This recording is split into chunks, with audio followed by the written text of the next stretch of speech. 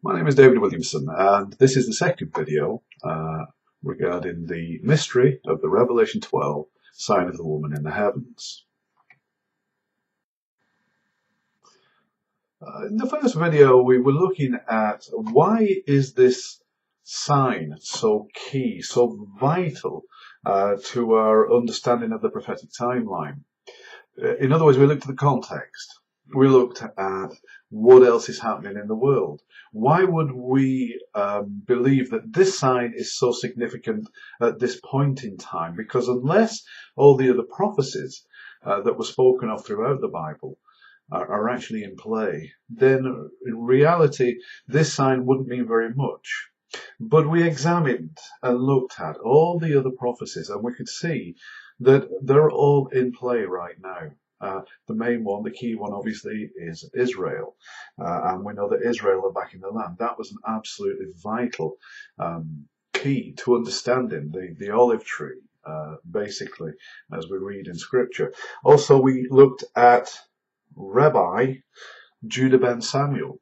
We looked at his, who was a scholar of the 12th century. We looked at his prophecy, which was extremely accurate, not just of the preceding years, but of this very year and this very time now.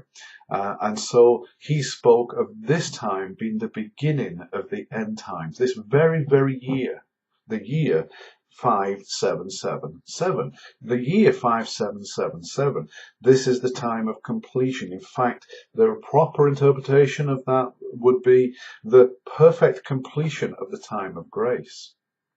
5 meaning grace, 7 meaning completion, 777 meaning perfect completion.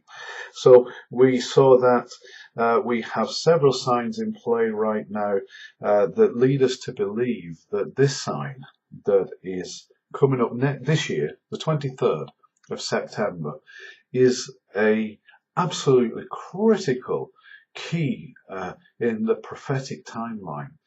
And when we consider that God, when he was wanting to relay a message to all of his people, not just the prophets, but all of his people, he would do this by means of what you might call his billboard in the heavens. And that is exactly what is going on with this sign. That's why we can't afford to miss it. It's why we can't afford to misinterpret it. This sign has not happened ever. There have been similar signs, maybe even at Jesus' birth. Maybe they had the 12 stars over the woman, the Virgo, in the heavens. Maybe they did have that, but not with an additional seed of the woman in the womb exiting after 9 months, nor was there a sign of Satan in the heavens appearing at the same time. So this is a very specific sign. We can't afford to miss it. Jesus himself said, you understand the signs in the sky when it's red at night. You know that there's going to be good weather in the morning, or depending on your interpretation. We always used to say red at night means going to be a good day the following day. Red in the morning means it's going to be a bad day. But effectively, Jesus was saying, look, you can understand the signs of the weather when you look at the sky, but you didn't understand the time of my arrival. You didn't understand and interpret the signs of when I would be coming. That's basically what's happening right now. That is why we need to understand. It's why we need to rightly understand and rightly interpret this sign. There are some other things that we need to understand about this sign. First of all, it is a future event. This sign is going to take place on the 23rd of September this year, 2017. It's a future event.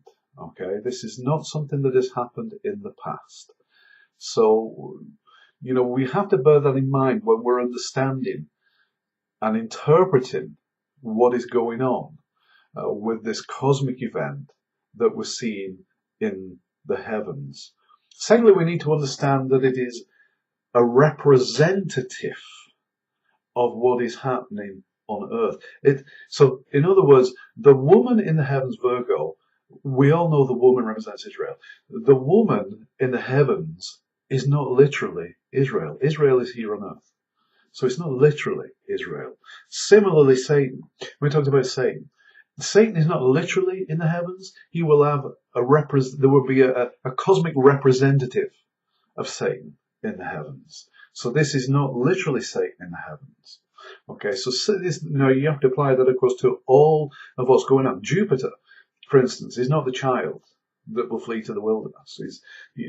So these things, we first of all, we have to establish that what's happening, what we see in the heavens, is simply a representative of what is actually going on the earth.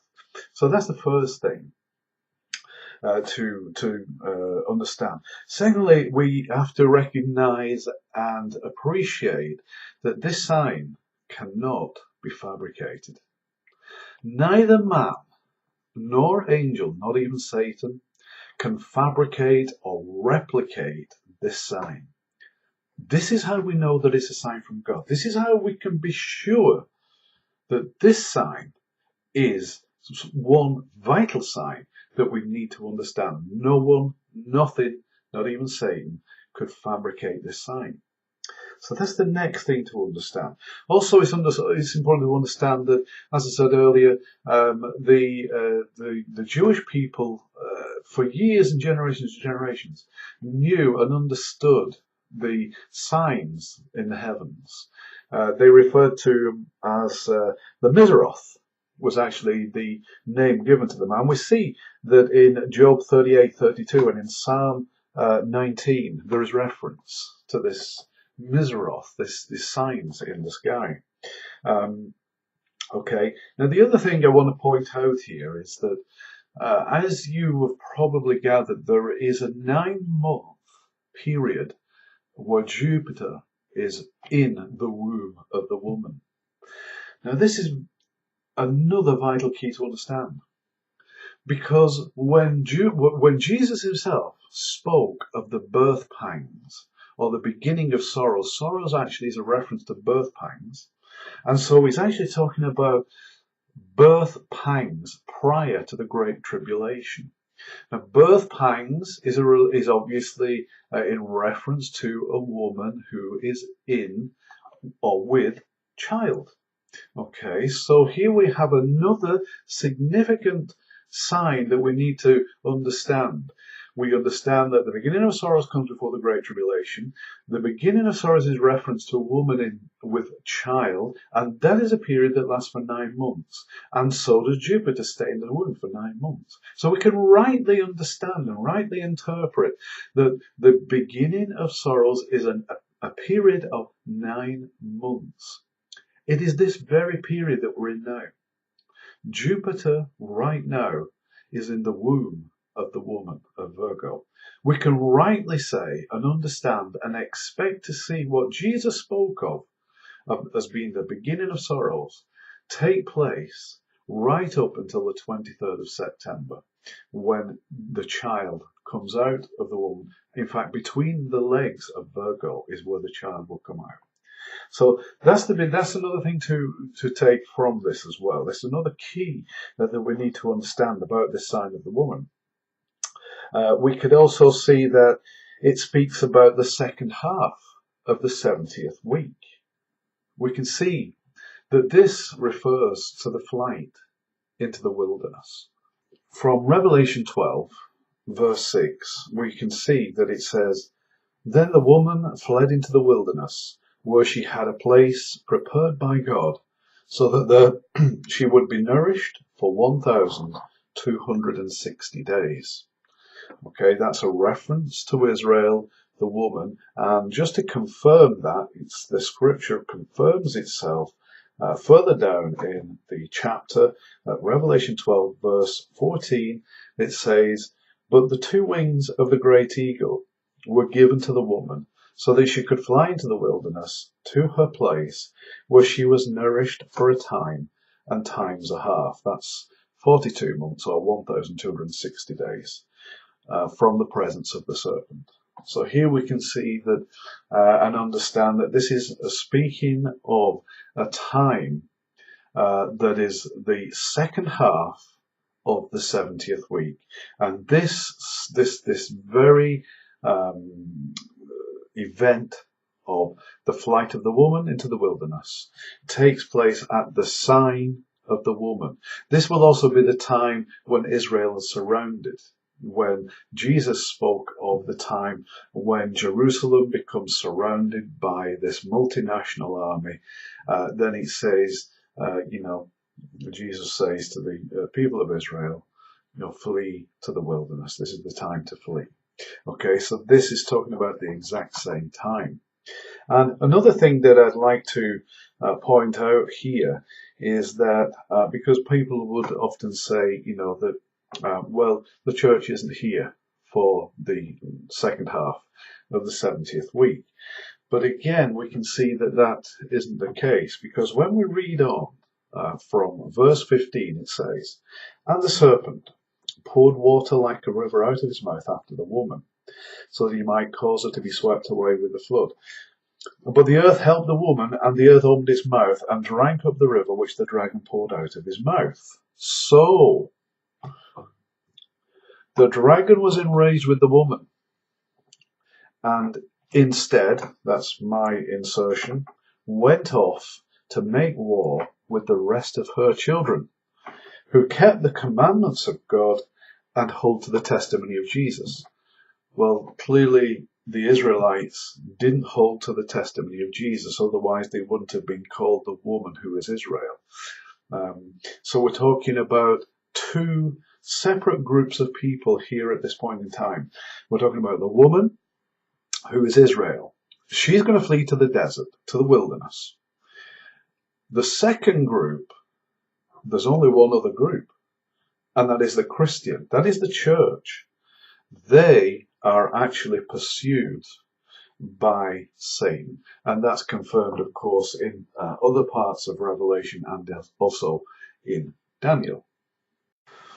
We can see from Revelation 13, verse 7, "Then the beast was permitted to wage war against the saints and conquer them, and it was given authority over every tribe and people and tongue and nation." And in addition to that, we have a parallel verse of Daniel 7:25. "He will speak out against the Most High and word down the saints of the Highest One, and he will intend to make alterations in times and in law, and they will be given into his hand for a time, times and a half a time." In other words, that is 3.5 years, 42 months, 1260 days. So we can see from Revelation 12 that it's talking about the second half of the 70th week, or otherwise known as the Great Tribulation. It's the time after the abomination of desolation. It's the time when Israel flees to the wilderness. And it's also the time when the church is persecuted by Satan. Again, this is more evidence of a post-tribulation rapture, as opposed to the popular view, which is pre-tribulation. So here we can see clearly that in Revelation 12, the church is here for the second half of the 70th week. That's all I have for this time. Hope you enjoyed it. Keep your eyes out for the next in the series, Nuggets from the book of Revelation. Bye-bye for now.